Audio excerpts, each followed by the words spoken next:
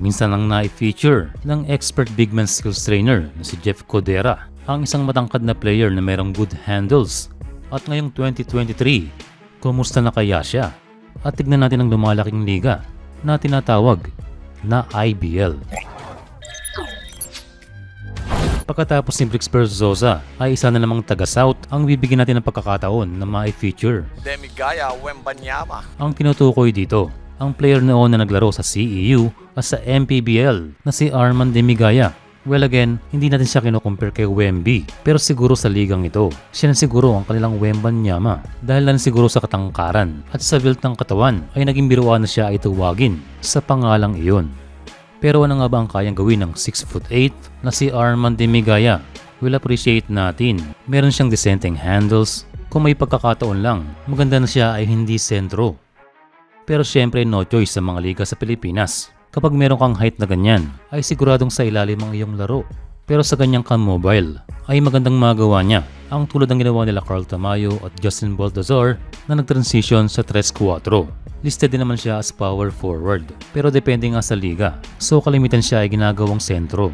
Sa ibang area naman ng kanyang laro, ay meron din itong outside game. Maganda rin ang bitaw at malaking bagay din ang kanyang height advantage sa pag-create ng shots. Jumper is good! Sa ngayon ay naglalaro itong si Demigaya sa Era Rasul Basketball League, isang liga sa Zamboanga. Sa kanilang latest game siya ay nakapagtala ng 7 points, 14 rebounds at 9 blocks. Kasama niya rito naglalaro ang dating batang gilas na si Ryan Amsali na nagdo-dominate sa ligang ito.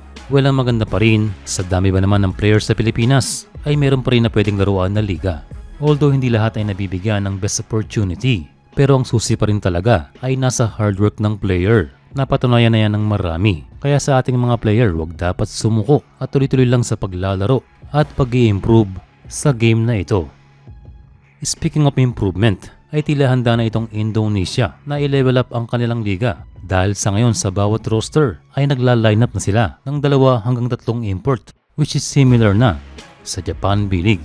At ang team na Pilita Jaya ay mayroong 3 ex-NBA na lalaro at ang isa rito ay si Casey McDaniels. Sa ngayon ang IBL ay mayroong 16 na team at ang mga ito ay mayroong 30 games kada season. At sa naging move na ito ng Indonesia ay hindi na tayo magtataka one day na sila ay mag-improve katulad ng Japan. Sadyang pinondohan ng ligang ito para din sa development ng mga players. Mas maraming import, mas maraming team, regional league at mas maraming games ay siguradong sila ay magbe-benefit.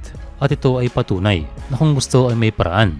Mas malaking liga ay mas maraming player ang mabibigyan ng opportunity.